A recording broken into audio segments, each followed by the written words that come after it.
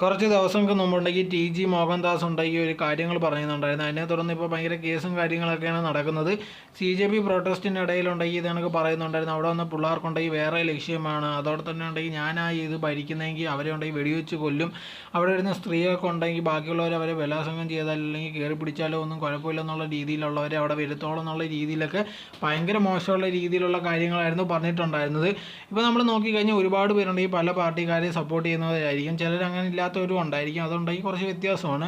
പക്ഷേ മെയിനായിട്ട് നോക്കിക്കഴിഞ്ഞാൽ ഒരുപാട് പേരുണ്ട്, ഏതെങ്കിലും ഒരു പാർട്ടി ഉണ്ട് ഈ സൈഡ് ചേർന്ന് നിൽക്കുന്നവരായിരിക്കും മെയിനായിട്ട്. ബാക്കിയുള്ള പാർട്ടിക്കാരെ എപ്പോൾ നോക്കിയാലും കുറ്റം പറയുന്നത്, അല്ലെങ്കിൽ അവരുടെ സ്വന്തം പാർട്ടി എന്തെങ്കിലും തെറ്റ് ചെയ്താലും അത് കുഴപ്പമില്ലെന്നുള്ള രീതി പറയുന്ന മിക്ക ആൾക്കാരും ഒരുപാട് പേരുണ്ട്. അതല്ലാതെ ഉണ്ടെങ്കിൽ ഭയങ്കരമായിട്ട് സെക്യുലറായിട്ട് നിൽക്കുന്ന കുറച്ച് പേര് മാത്രമേ ഉണ്ടായിരിക്കത്തുള്ളൂ. എന്തായിരുന്നാലും ശരി, അങ്ങനെ ഇരിക്കുന്ന സമയത്ത് ഇപ്പോൾ പ്രൊട്ടസ്റ്റ് വന്നതിന് മെയിൻ കാരണമെന്ന് പറഞ്ഞാൽ കുട്ടികൾക്ക് ഇതാണെങ്കിൽ സ്റ്റുഡൻസിനുണ്ടെങ്കിൽ നല്ല ജീവിതം കിട്ടാനും അതോടെ തന്നെ ഇനി ഈ നീറ്റിൻ്റെ പരീക്ഷ കാരണം ഒരു കുട്ടി ഉണ്ടെങ്കിൽ ആത്മഹത്യ ചെയ്യാൻ പാടില്ല. അതുകൊണ്ടാണ് ഇത്രയും ഒരു സമരത്തിൽ പോയതും ആ വിദ്യാഭ്യാസ മന്ത്രി ഉണ്ടെങ്കിൽ റിസൈൻ ചെയ്യിപ്പിക്കേണ്ട ഒരു അവസ്ഥ വരെ വന്നത്. പക്ഷേ അതൊന്നും മനസ്സിലാക്കാതെ ഉണ്ടെങ്കിൽ ഇത് കണക്ക് ഇവരെല്ലാം ഉണ്ടെങ്കിൽ തീവ്രവാദികൾ അങ്ങനെയുള്ള രീതിയിലൊക്കെ ഒരുപാട് പേര് പറയുന്നുണ്ട്. ഇപ്പോൾ ഞാൻ ഒരിക്കലും പറയുന്നില്ല അവിടെ വന്ന എല്ലാവരും ഉണ്ടെങ്കിൽ നല്ല ചിന്തയിലാണ് വന്നതെന്നുള്ള രീതിയിലൊന്നും പറയുന്നില്ല. പക്ഷേ അവിടെ മെജോറിറ്റിയുള്ള ആൾക്കാരുണ്ടെങ്കിൽ ഇനി വരുന്ന തലമുറയ്ക്ക് ഇനിയെങ്കിലും ഒരു കുഴപ്പം വരാൻ പാടില്ലെന്ന് വിചാരിച്ചിട്ടാണ് വന്നത്. അല്ലാത്തവരുണ്ടെങ്കിൽ കുറേ കാര്യങ്ങളല്ലാതെ നേടിയെടുക്കാനും വന്നിട്ടുണ്ട്. പക്ഷേ അവരുടെ ഉദ്ദേശം ഇവരുമായിട്ട് ചേർക്കേണ്ട ആവശ്യമില്ല. പക്ഷേ അങ്ങനത്തെ ഉള്ള സിറ്റുവേഷനിലുണ്ടെങ്കിൽ ആരും എന്തോന്നൊരു കാര്യം മനസ്സിലാക്കിയിട്ട് പോലും ഉണ്ടെങ്കിൽ ഇത് കണക്ക് ഇങ്ങനത്തെ ഉള്ള കാര്യങ്ങൾ വിളിച്ചു പറയുന്നത് ഭയങ്കര മോശമുള്ള രീതിയിലാണ്.